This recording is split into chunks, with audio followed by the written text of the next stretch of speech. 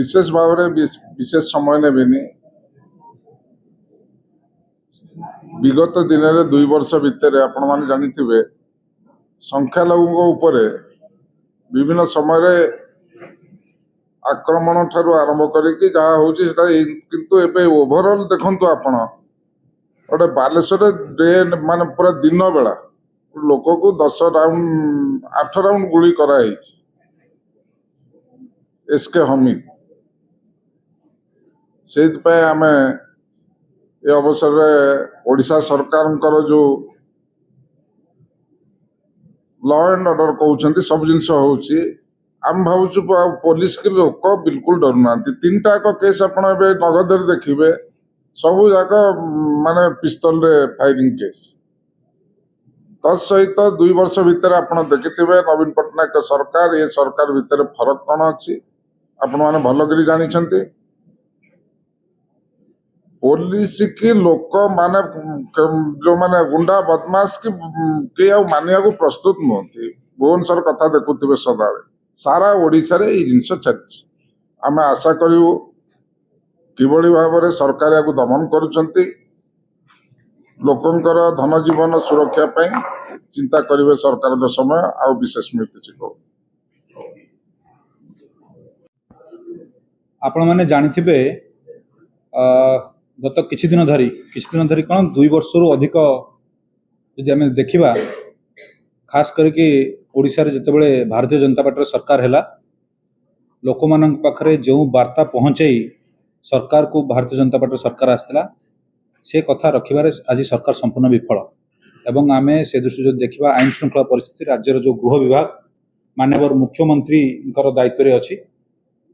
वर्तमान 3-4 दिन तले पुरी रे जड़े होटेल मालिक सहित पवित्र नायक हत्याकांड घटी तापर बालेश्वर रे जड़े बिजनेस पर्सन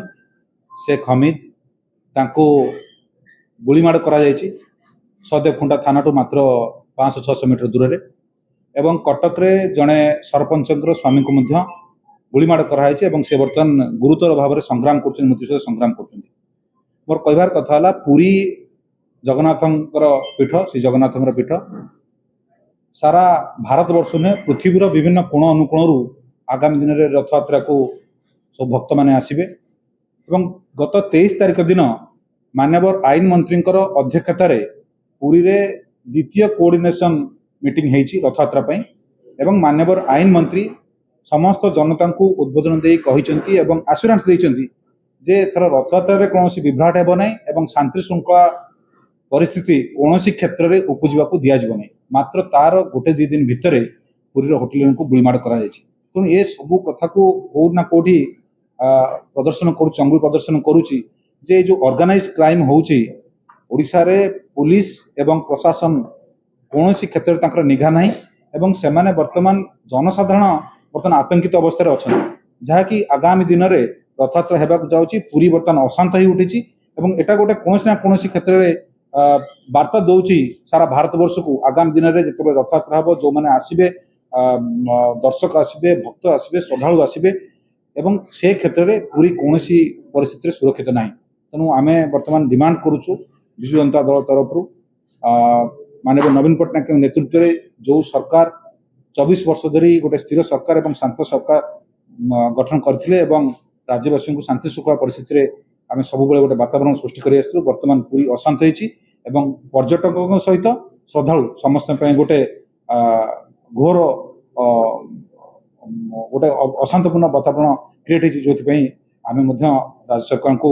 डिमांड करुचु ये सब क्षेत्र में तुरंत पदक्षेप निया आसामी मान को अरेस्ट कर तुरंत दृष्टांतमूलक पदक्षेप निया।